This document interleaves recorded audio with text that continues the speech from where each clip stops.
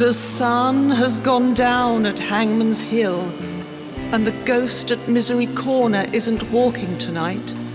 So, welcome to the Weird Tales Radio Show, your weekly fix of ghost stories, urban myths, witchcraft, magic, and folklore.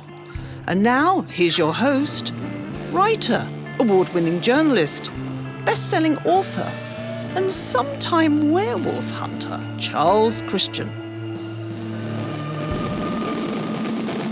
Hello and welcome to another episode of the Weird Tales Radio Show with me, Charles Christian. Thank you for tuning in again. We've another intriguing interview for you this week, as well as a few shorter pieces, starting with eye colours. Now, a couple of weeks ago we had Janie in here talking about her green eyes, so today it's me talking about my blue eyes. Cornflower blue, since you ask, albeit sometimes rimmed with red.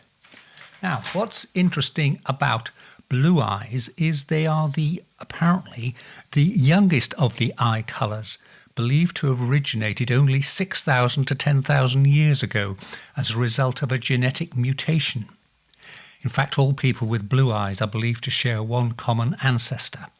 The colour quickly became quite dominant, with blue eyes making up as much as 80% of the population in some countries. Individuals with blue eyes, it is said, tend to be quite intelligent, only quite, and display a peaceful and often youthful nature. You haven't seen me being peaceful when my computer crashes. They are hard workers, true, often experiencing less bodily pain and anxiety than those people with other eye colours. And although they are stereotyped as being less agreeable, cold and calculated, very few actually are. People with blue eyes are often very observant and kind, which is why they tend to have long relationships. Oh my, don't I sound a goody two-shoes?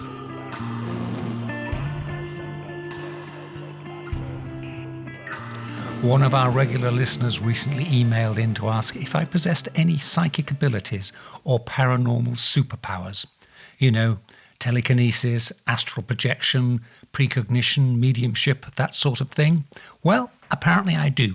I was born with a caul over my face and during one of the chime hours. According to folklore, being a caul-shrouded chime child means I can't drown at sea, but I can see and talk to ghosts and the fae without fear of coming to harm. Superpowers I've so far never needed to use, I think.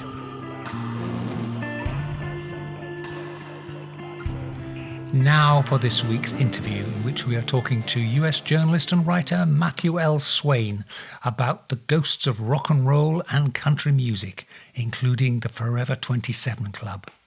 Matt Swayne currently works as a research writer at Penn State. Matt has worked as a reporter and a music reviewer for several newspapers and online outlets. He is a regular contributor to the recently revitalised version of Omni magazine called Omni Reboot, and he's also been working on writing projects with the Paranormal State Elfie Music. Balancing skepticism with an open mind, Matt says he uses his experience in journalism and interest in both ghost lore and the paranormal to collect and tell tales about the supernatural. His books include Haunted Rock and Roll, The Ghosts of Country Music, America's Haunted Universities, and Haunted World War II.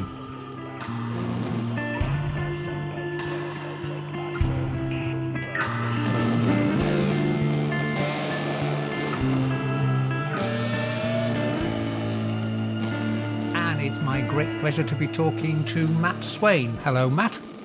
Hello. Right, now you have written various books on ghosts and hauntings, but the ones that particularly intrigue me are your Ghosts of Country Music and 2 books on haunted rock and roll. Now, what got you into writing about that aspect of ghosts and hauntings? It's a little bit of a long story. I'll try not to bore you too much, but I was born on Halloween. Ooh, that's good. And, yeah, that's always a good start. And what happened was I became a newspaper reporter, and just to kind of represent the Halloween spirit, every year I would try to go out and try to find a Halloween feature story. And one year I decided to go out and find local ghost legends. So I found some ghost legends from around my town. I was born in Tyrone, Pennsylvania. And then I also started investigating, and by investigating, really just trying to collect ghost stories from Penn State, which is a nearby university. Mm-hmm. And from that point, I wrote a book about universities, and I went to my acquisitions editor, and she said, "Hey, do you have another idea for another book?" And I love music. I love especially music history. So I just kind of blurted out, I want to do a story, a book on the ghosts of rock and roll. And, there had been, R. Gary Patterson had written a book basically about kind of the occult legends of rock and roll. So I just started to dive into it, and it was a way to take my love of the supernatural and ghost stories and the paranormal and marry it to something that I also really love, which is rock history. And that was kind of a process of discovery for me. Yeah, because the whole thing about rock and roll and the occult, we've got, Robert Johnson supposedly going down to the crossroads and selling his soul to the devil. And then we have, since the late 60s, where he took off the Forever 27 Club as well. So there's quite a lot of meat out there for people interested in that. Yeah, it was something that I obviously was hoping to discover, but I was really surprised at the volume of stories. And, after I wrote my first one, I got a lot of response from listeners of podcasts like your own and radio shows and some of the pieces that I wrote. And people were saying, "Did you look into this one? Did you look into this one?" And what I found is that rock and roll really has this grassroots oral ghost tradition, I think, that does go back the whole way to Robert Johnson. And, I make the point in the book that rock and roll really starts with a ghost story. And this, of course, led me to trying to discover why rock and roll was especially haunted. And, I think it really has to do with the fans are open-minded, that there is a deep spiritual connection between the fans and the performers. And I think there's a deep spiritual connection between the performers, the fans, and music itself. And that's what I really think kind of bubbles up in rock and roll. And I think I also found that in country music. There's a deep supernatural, spiritual connection between music and our lives. With rock and roll, you've also got the whole live fast, die young type vibe going on. And so many rock and roll, pop, whatever you like to call them, they have a self-destructive element in them, whether it's alcohol and drug abuse or all manner of other things. But it does seem that it attracts the extremes, doesn't it?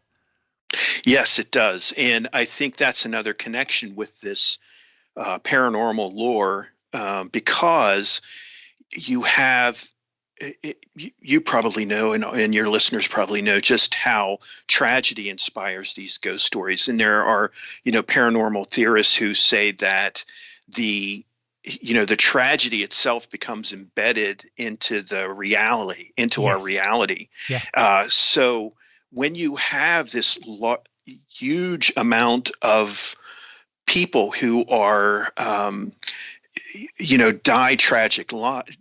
die such tragic deaths, and they seem to have lived these very short lives, and it feels unfulfilled, that I think that also adds to it. You mentioned the 27 Club, and I would almost say to a member that there are ghost legends about every single member of that club, at least the major ones that we talk a lot Yes, about. yeah. Jimi Hendrix, Jim Morrison, Janis Joplin, Brian Jones, even Kurt Cobain, and on and on. Mm-hmm. The thing when you were saying, the tragedy element, the whole thing with Jimi Hendrix is that from him launching his first single, Hey Joe, to his death, the whole thing was about 3 years, which is, for somebody who is still a major icon and influence, it's just amazing that, burned out so quickly and ended so tragically. What's the ghost story? I know, there are places in London where they've got blue plaques outside them now saying, Jimi Hendrix stayed here for 2 years, or this was where his flat was, and so on. What's the ghost story associated with him? So there are a few ghost stories around Jimi Hendrix. I really didn't write about it because I didn't have any confirmed published accounts, but there are at least two that his ghost still haunts the flat that he lived in London, and there was a hotel that he stayed at, and I can't remember the name of the hotel, but likewise that is allegedly haunted by Jimi Hendrix. What I write about a lot in especially more haunted rock and roll is the fact that Jimi Hendrix had a real connection with the paranormal, and particularly with UFOs. He had claimed to see UFOs throughout his life, even as a young child, and into those. You gave me chills when you talked about Jimi Hendrix only really being around for 3 years, and during that time he had actually had several UFO experiences. So that's how he kind of fits into this legend and lore. Mm-hmm, mm-hmm.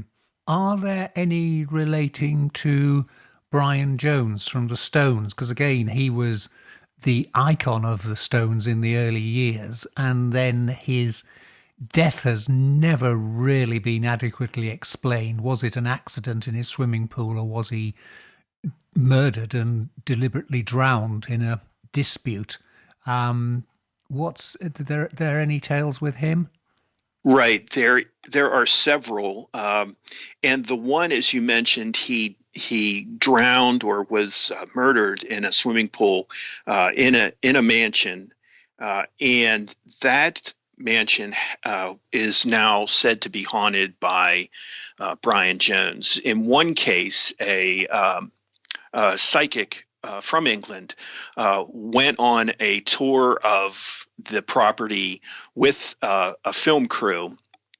And as he walked by the swimming pool, I think he said something like, "Here's where Brian Jones died, allegedly through misadventure," which was the official the verdict, cause of death.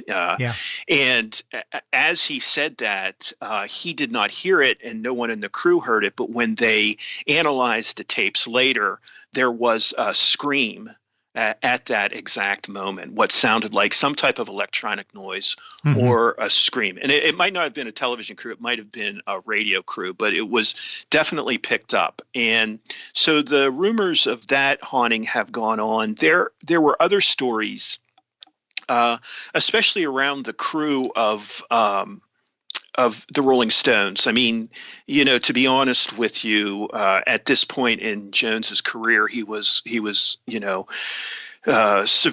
severely under the influence of drugs and alcohol. Yes. He had almost not become a member. Well, he had actually been tossed out of the Rolling Stones. And as I like to say, if you get tossed out of the Rolling Stones for drugs and alcohol, it really speaks it does. to that problem. Excess, yes.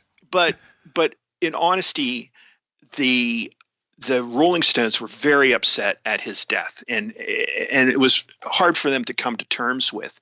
And a lot of those members claim to have kind of had connections with Brian Jones's spirit, and the one in particular was Marianne Faithfull, who at the time was Mick Jagger's girlfriend, and was absolutely crushed by his death, and claimed to have seen Brian Jones's spirit in a mirror when she was looking in it, and then became so despondent that I think she allegedly overdosed, and during that was in a coma, and in the coma she later said that she was visited by the spirit of Brian Jones, who, according to this account, spurred her on to go back and live her life. So there's a lot of interesting stories about Brian Jones. What of Jim Morrison? Because I mean, he, again, relatively short career, but he is buried in the name of it escapes me, but the Graveyard Cemetery in Paris, which is an iconic place to be buried, right, and very much a centre of, people going there to, as a shrine for them, a place of devotion. What about him? Yeah. So Jim Morrison is really one of my favorite characters that emerges from both of the books that I wrote, because the ghost lore surrounding Jim Morrison is just really vast. And to put it in perspective, there are a lot, the book is full of rock stars who became ghosts. I think Jim Morrison is the only one there who claimed to be possessed by ghosts. And his story, he told people over and over that during a family trip through the desert, he came across a automobile accident, and the accident involved several Native Americans who perished during the accident. And Jim said that as his father drove through and he looked out onto the accident scene, he said he could feel the spirits of these Native Americans possess him from that point on. And indeed, if you look at his music and how he presents himself on stage, there is a real shamanistic element, shamanic element of his performance. So after his death, there are just so many ghost stories that crop up. One of them is his childhood home in New Mexico is haunted, and that the one girl who lived there claimed to have heard the organ riff for "Light My Fire" over and over again, but could never really find the location that it was coming from. It just seemed to come out of the air. His home in Arlington, Virginia, has lived there because he was a Navy brat. He had traveled all around. So there was a woman who claimed that she was in bed sleeping, and she woke up startled to wake up and see the ghost of Jim Morrison standing at the foot of her bed, kind of wrapped in this halo, and then claimed that Jim actually got in bed with her, and she could feel the bed kind of depress as he got in.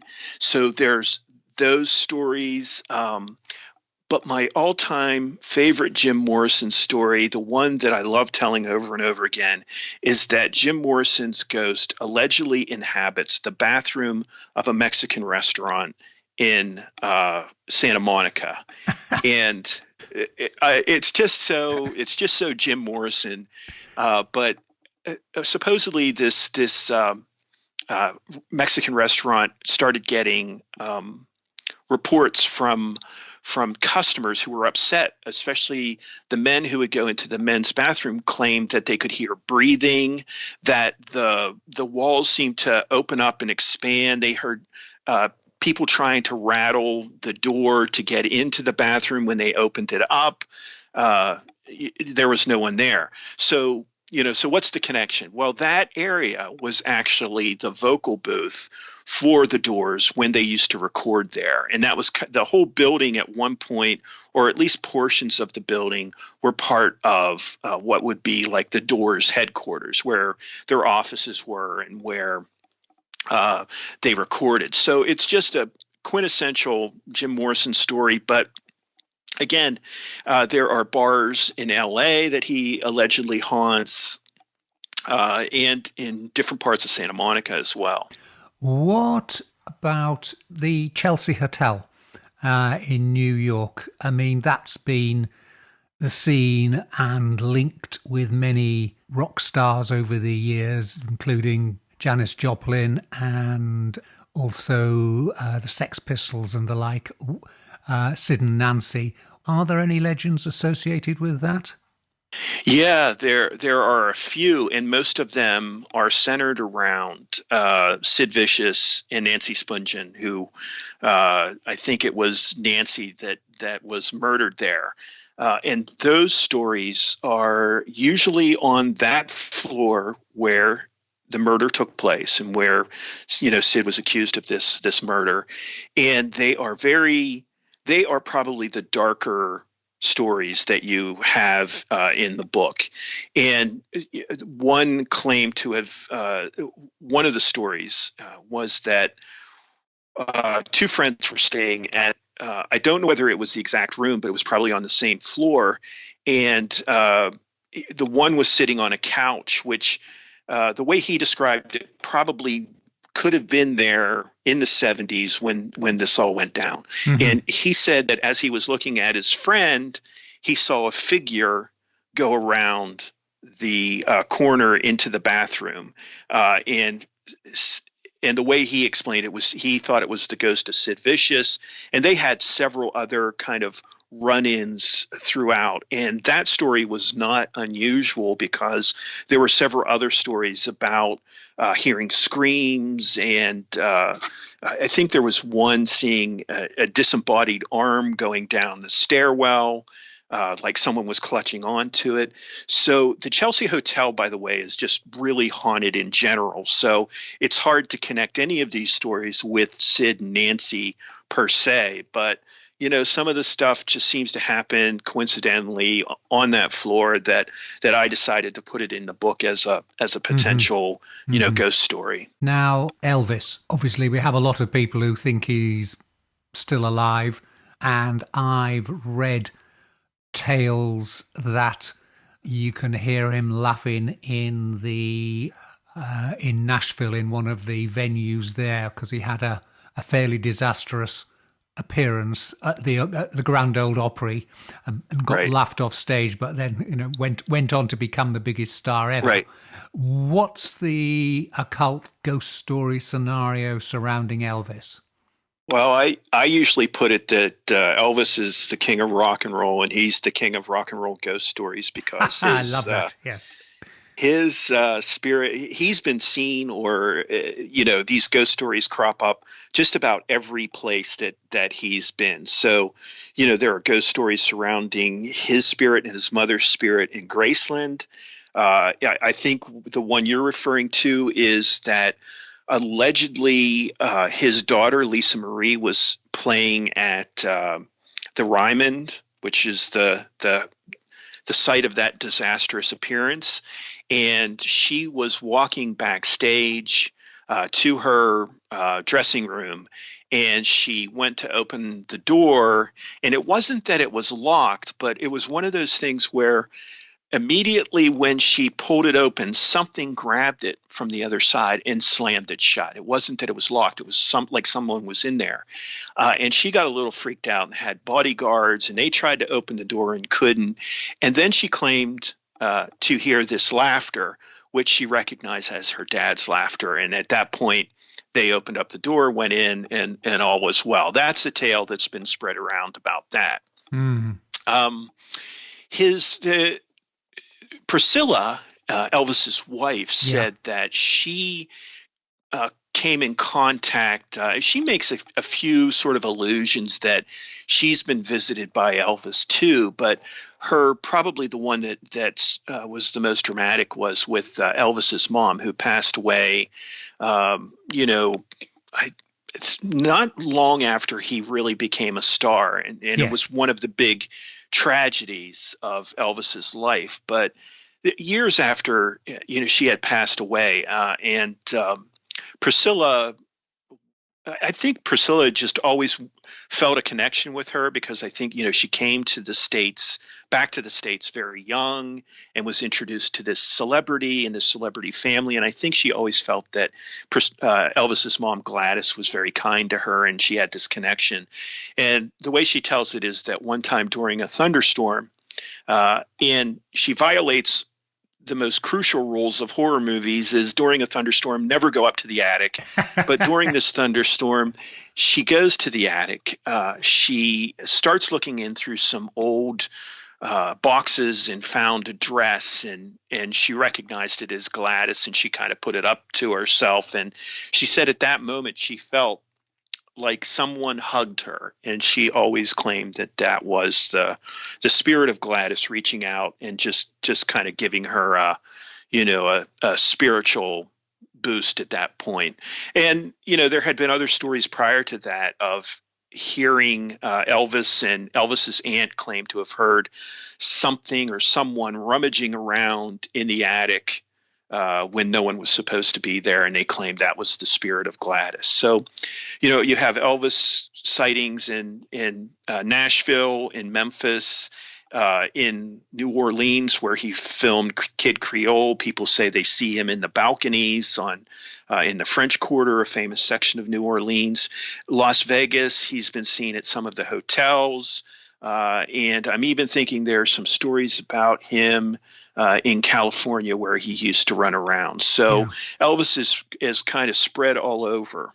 You mentioned, we started this with the Grand Ole Opry in Nashville, which brings us neatly on to country music, Ghosts and Nashville Ghosts. I was in Nashville a few years ago and picked up a booklet somewhere there, and it was all about haunted Nashville, and there was a whole raft of places there, including the Ryman and various other places. What have you got on that? What tales have you got from that? Well, there are quite a few. Some of just like rock and roll, the country musicians seem to have this spiritual life of their own. And again, I like to think it's because of that connection between the spiritual and the musical. But you have Hank Williams, one of the, I even saying all-time greats feels a little cliche to me to try to, it almost minimizes his importance to country music and American popular music. But Hank has been, his ghost has been witnessed at the Ryman. And there's a story of late at night, a couple of the crew members had stayed around to finish up cleaning, and they said they saw a mist coming down through the theater seats onto the stage, and at least according to a few of the accounts, this kind of ball of light turned into what looked like the spirit of Hank Williams. But also there was the person who was responsible for the Ryman, who I think he was a captain or colonel or Admiral Ryman. One of those.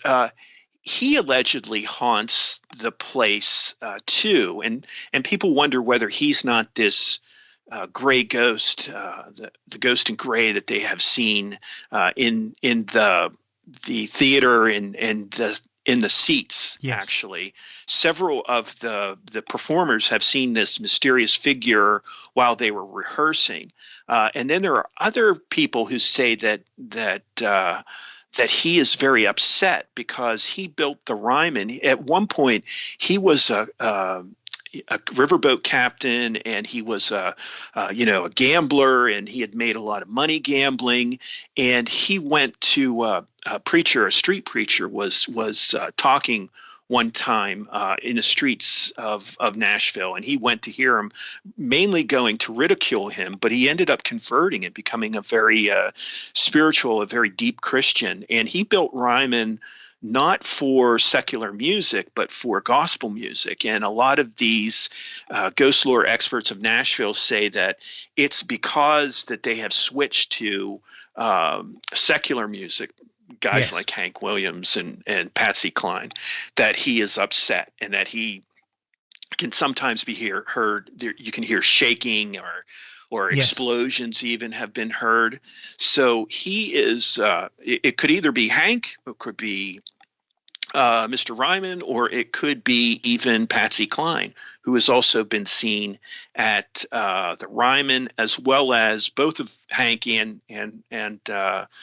Patsy have been seen at their ghosts have been seen at Tootsie's Orchid Lounge, which is kind of a famous hangout for musicians that's right by the Ryman. Yes, isn't the story that you could sneak out of the stage door of the Ryman down an alley and into the back of Tootsie's. I think right, exactly, which would really make Captain Ryman. Maybe that's the reason he's shaking things up so much. Yes. Yeah. What's the story with Patsy Cline? She died tragically, but I must admit I've forgotten what the full story is with her. Yeah, she died tragically, and again, what an amazing voice! What an amazing, when you talk about bigger than life personalities, Patsy Cline is it, because her spirit does live on in these stories. But Patsy, there's kind of like a tragedy wrapped in a tragedy about this, because Patsy actually traveled to and I'm blanking on exactly what stadium she went to, but she went to a tribute concert to raise money for a fellow performer who died in a car crash. And on the way back from that, Patsy died in a plane crash. And so there are rumors, just like Buddy Holly's crash site is allegedly haunted, Patsy Cline's crash site is supposedly haunted as well. People have heard screams there. And, when you get a lot of people have said when they just get to the site, they kind of feel her presence there, or maybe just feel the sense of tragedy that is engendered in that spot. Just so I'm a chronic fence sitter. So a lot of these stories I classify more as ghost lore, which is folklore based on spirits or ghosts, yes, usually connected with a celebrity. But there are other stories where I think, if you do believe in ghosts, I think these come closer to ghost stories. And the one that had sort of numerous, I'm a journalist, so I'm always looking for multiple witnesses and things like that. But there was the last years of her life were spent in what she considered her dream house right outside of Nashville. And this was certainly not one of these huge estates that I think we usually attribute to country and Western superstars, their big houses, extravagant estates and farms. This was a very kind of, looking at it now, 4,000 square foot home. And it was passed through several different people, but eventually, kind of ironically, not apparently through intentionally, a Patsy Cline fan bought the house and started to redo it. And during that time, he had claimed to have had a few encounters. He was not a believer in ghosts, but he said at one point he was downstairs and he heard tapping across the floor, which he said sounded like high heels. Mm-hmm. But he had two small dogs, and he thought that maybe that was the dogs crossing this floor. But when he looked around, his dogs were with him. So that kind of made him think that maybe the place had a special guest. But it wasn't until he brought his sisters up to help for the refurbishment effort that he said that he had claimed that they had a few stories of their own, the fireplace lighting up by itself and things like that. And then later, he apparently reached out to another celebrity, and I can't remember her name, but she had bought the house and stayed there for a while. And she said yes, that she always felt Patsy was there. And Patsy Cline's daughter also claimed that the house was inhabited by her spirit, which sort of makes sense and sort of makes me happy in a way. You're listening to the Weird Tales radio show with Charles Christian. Now, you touched on Buddy Holly earlier, and we all know he died in the plane crash, but so did a number of other musicians, including the Big Bopper and Ritchie Valens. Yep. What are the ghost stories with them? Is it just relating to the site, or do the three of them have some kind of tradition going on there? Well, it's mainly the site of the crash in Clear Lake, Iowa, that seems to attract most of the ghost stories. And again, it's people almost hang out there as a way to commemorate this tragic event, the day the music died. And they talk a lot about hearing things, about hearing the rumble of metal and explosions and screams and things like that. There have been other people who have said that at one point on that February day anniversary, that this person was standing at a makeshift memorial, and pieces of the memorial sort of fell off by themselves and landed at his feet. I don't have too much on the Big Bopper or Richie's Ghost, but I know that there have been several bars on that tragic tour that he took. They have said that he haunts a few of the bars in that area. Yeah. Now, I'm just looking at my notes here, and there's a reference here to Johnny Cash. Now, Johnny Cash relatively recently departed, and he always seems to have been a no-nonsense, tell-it-like-it-is kind of person. So is there a paranormal, supernatural element to him? I think, I think that Johnny Cash is actually one of the pioneer ghost hunters. And I think you really brought up a good point, because Johnny Cash did not suffer fools lightly. He was not somebody to, BS or tell lies. He was very direct and honest. I think anyone who knew him, even when he was the kind of crazy Johnny Cash, knew him as an honest person. And he really was into the spirit world. And I would consider him mainly I would consider him kind of a spiritualist. And at one point, he and a few of his friends were almost under the tutelage of one of the figures that came out of the book that sort of surprised me. His name was Bernard Ricks, and he was a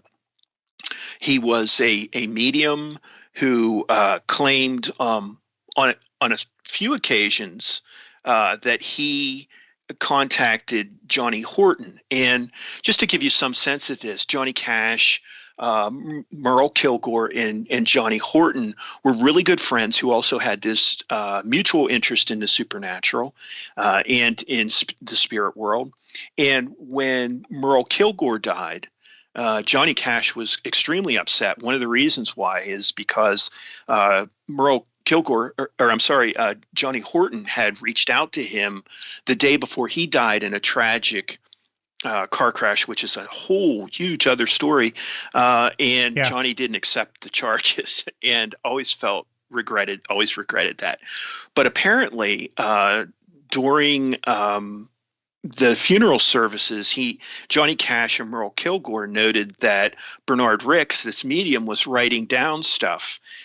And after the services, they went to him, and he had drawn several figures and a few sentences that to Johnny Cash and Merle Kilgore, and they were kind of not obvious about what the exact messages were, but really felt that Kilgore had brought back a message from the grave. And in fact, the message seemed to be exactly the phrase that Johnny Cash had used earlier that day about how upset he was with Johnny Horton's death. So Johnny Cash has had this spiritual background, and he claimed that his house in Jamaica, he had a vacation home in Jamaica called Cinnamon House. He believed that on numerous occasions that he had run into a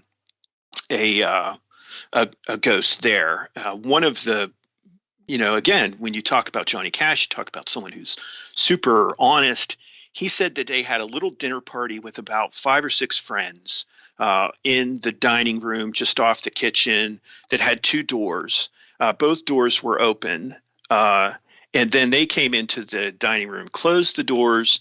And he said as they did that, there was the spirit of a woman who came in through the one door, walked by the crowd of people gathered there in the dining room. Their jaws are probably dropped now, and then out through the door towards the outside of the dining room. And, when he tells you that story, you just kind of, you believe him. And the other thing I noticed when his friend Waylon Jennings was there, Waylon claimed to have heard rattling outside his bedroom window. And Johnny Cash, he tried to debunk it. He went out and he found actually, in fact, that the tree had grown to the extent that it was rattling against the window, which seems to prove to me that he really knew his way around the supernatural, that he would actually go out and try to disprove it rather than just, just accepting whatever happened. Yeah. What would you say is the scariest or creepiest rock and roll ghost story you know or have encountered? Well, I would have to say it's the Bullaskin House. Oh, right. And yes. That is in Scotland. Yeah, on Loch Ness. Yes, we know that one. Yes, Aleister Crowley, indeed. Yeah, and then it was bought by Jimmy Page from Led Zeppelin, who had a deep fascination with Crowley as well. And just some of the stories there, just I think the one that really always kind of gives me the chills is that during a Rolling Stone interview, I believe, the reporter asked Jimmy Page if there are any ghost stories attached to Bullaskin House, at least when he lived there. And he tells the story about apparently one of the ghost stories that's attached to the mansion is that there was a beheading and that the head rolled down the hall. And Jimmy Page said, obviously rock and roll, a lot of drugs and alcohol. It doesn't really help your testimony at all. But he told the reporter that his friend, who was straight, i.e., didn't drink, didn't do drugs, stayed overnight and was kept up when he was in the bedroom because he claimed to have heard cats rumbling around outside of the outside of his bedroom. And so the next day he asked the caretaker, hey, tonight, could you let the cats out because I could hear them messing around here. And the caretaker said the cats were outside all last night. And that he claimed what he heard was this disembodied head rolling down the hall. And at that point, the reporter asked Jimmy, have you heard that? Or did you hear that? And Jimmy Page said, no, I've never experienced that phenomena. And then the reporter says, so you don't believe it's haunted? And Jimmy Page kind of ominously said, I didn't say that. I just said I didn't hear this head roll down the hall. So there were some other stories attached to that about paintings. During a party, a painting, didn't fall off the wall, but was levitated up and then slowly placed on the ground during this one party. Again, as a reporter, I want to say, well, just how much drugs and alcohol have been imbibed. But, this is several will claim to have witnessed it. So it's creepy, if nothing else. And coming up to more modern times, we've had ghosts of people in the 50s and 60s, and Johnny Cash is probably one of the more recent ones. But what about today? Is the tradition still going on? Are there new rock and roll ghosts we should know about? Yeah, I think I'll go on the record as saying the tradition continues. I will say that Kurt Cobain, his name appears in several ghost stories surrounding his tragic death. The park where he died is allegedly haunted by Kurt Cobain. And Amy Winehouse. Amy Wineland. is Winehouse. I'm sorry, Amy Winehouse. There's ghost stories attached to her. Her father has had run-ins with her spirit. And even more recently, Prince. There have been several stories, especially at his recording studio, Paisley Park. That's it. At Paisley Park, there have been several workers who have said that they have heard strange noises moving around, have felt his presence, usually late at night after everyone has gone away. And there have always been some of these fan experiences, which you don't know whether just kind of comes out of the love that they've had and the attachment that they've had. But also, I'm really looking for some David Bowie ghost stories. I'm always looking around for those. And Tom Petty, there's just been, several that have been, quite sad. But one thing that I recognize with these ghost stories is they usually start out orally, passed from person to person. There tends to be a barrier for people to come out and say to like the press or to put it on record that they've had this experiences. So it kind of churns around in the rumor mill before it starts popping up to the place where I feel comfortable writing about it. Anything relating to Michael Jackson at all? Yeah, Michael Jackson, his Neverland, his home. There were a few interviews, and I think one was with Larry King and Michael's brother Jermaine. And people have said if you look at the footage, you'll see what looks like a person walking behind Jermaine, who people claim is the ghost of Michael Jackson. His sister. Yeah, I think it was LaToya who said that she feels like his spirit had visited her home and she heard dancing in her dance recital room. And I think there are several other ghost stories about Michael Jackson too. Now, you pointed out you're a journalist, and as any journalist, you have to be objective, if not downright skeptic. But have you had any supernatural experiences? Well, for me, I have such a high barrier before I would consider anything supernatural, so I lived in an apartment, and I first of all, this is really when I started writing about this in earnest. So I don't know whether I was just keyed up emotionally and recognized these things. But when I lived in this apartment, the television turned on spontaneously at one point. The bed seemed to have made itself, and I can bring my wife in here, and she can attest that I do not make a really good bed. There were some other things that had happened. I remember my wife's earring. Well, she was my girlfriend at the time, but her earring had fallen out of her ear, and we couldn't find it. And later, it ended up in a bag almost across the room. It was just some very strange, weird happenings, and I had always had the sense that this was a female spirit. And I don't know where I got it or anything like that. But later I found out that this was a doctor's office, and it was actually a pediatrician's office, and that there had been nurses who, worked there.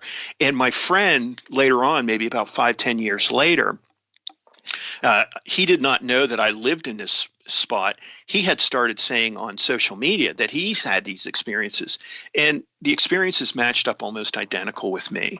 Now, I can give almost a rational explanation for everything that happened to me, and so I don't really say that it's supernatural. It just seems to me that what I really have learned from this experience is that sometimes the stories that end up in the book themselves are not really the encounters that now people come out to me and they tell me their ghost stories. And, these are at times, a lot of these people are exceptionally credible, and they've had an experience that they can't explain. And in a lot of the cases, it's changed their lives, and it's changed how they reflect on the afterlife. So I think these stories are fun. I think these stories show a way to interact with history. I think these are stories that preserve history, but I also think that deep down in, these are stories that are really about spiritual transformation, and that they're more important than just kind of like, I think some of the reporters or some of the skeptics, and I would say it's okay to be skeptic, yes, but not a cynic. I think some of these people really don't understand the importance and the power of these stories, and it really is why I write these and still remain agnostic about their truth, validity. I just think they're that important on so definitely many levels. Yes, it's one thing to be skeptical about something, as you say, and it's an entirely different to just be decrying everything and poo-pooing everything you hear. Yes, you've got to have that balance. Right. Just because you haven't seen a ghost doesn't necessarily mean they don't exist. It's just that you haven't seen one. As I think M.R. James, the famous English ghost writer, said, he's never seen a ghost, but he was willing to be convinced if he saw one. So that's the thing. And I remain open-minded to the whole thing. Yeah. Now, just before we go, looking at your books, you've got one called Haunted World War II, which seems to be a huge topic compared with, the ghosts of country music. How did that fit into your canon of writing? Or was it a case of an editor said, could you write it? And being the journalists that we all are, the answer is yes, of course. Yeah, no, actually it came about because I'm interested in history, and the two topics that I'm really interested in is music history and military history. I've always been fascinated by, and actually in this case, I've always been fascinated by military history. This actually started as a book on Civil War ghost lore, but when I got into it, I realized that, there's just so much stuff written about it that I could not hope to add anything to the conversation.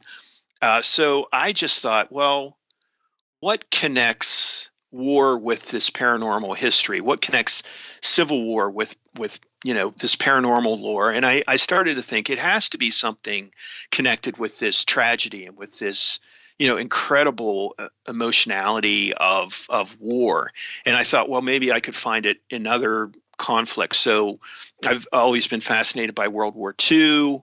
I started looking into this, and I think this is really the first one that gave me a chance to look at these stories all across the world, because World War II, first of all, affected just about every country in the world, hence World War. But also you have ghost stories on land, you have ghost stories on sea, and you actually have ghost stories in the air with, especially in England, with a lot of the tales of ghost planes that crop up there.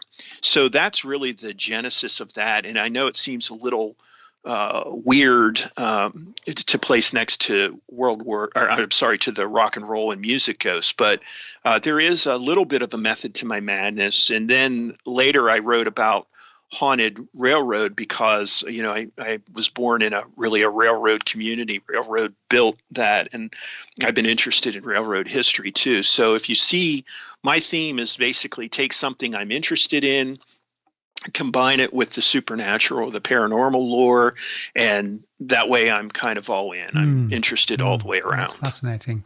And what projects are you working on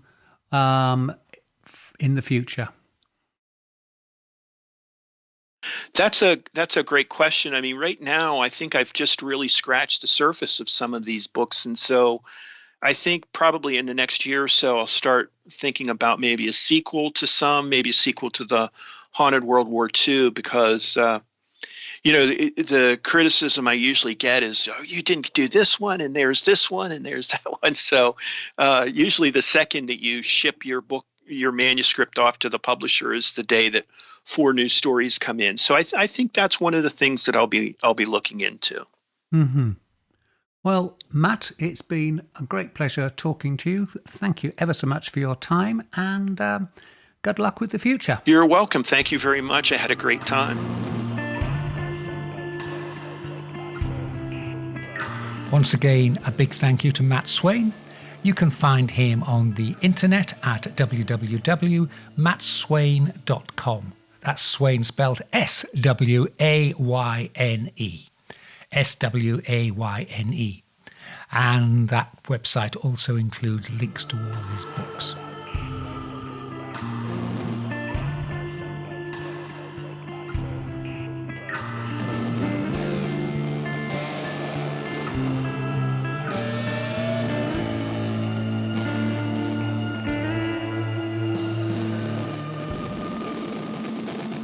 Now, as regular listeners to the show will know, I'm very much a skeptic when it comes to ghost hunting. Other people take photographs and see mysterious orbs, whereas I see specks on the camera lens or motes of dust caught in sunlight. Others detect cold spots in a room. I sense rising damp. I mean, seriously, what old houses and castles don't have a problem with damp? And then, of course, there are those hauntings which simply cannot happen.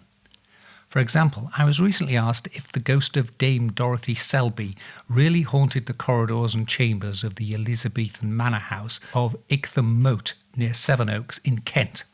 The legend has it she was bricked up there for betraying the gunpowder plot to blow up the English Parliament in 1605. Except she wasn't. She actually lived on until the year 1641 and is buried in a large mausoleum she had built at St. Peter's Church in Ictham.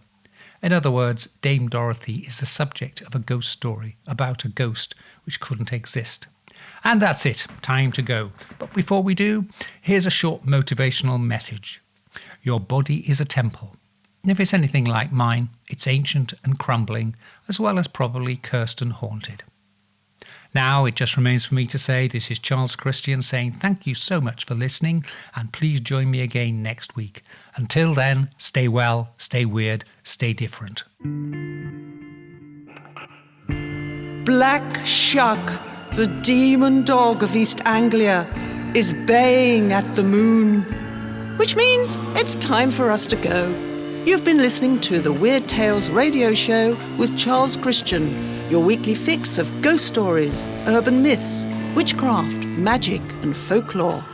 You can keep in touch with us online at www.weirdtalesradio.com, by email to weirdtales@icloud.com, and on Twitter @ChristianUncut. Join us again next week for another edition of the Weird Tales radio show. Good night.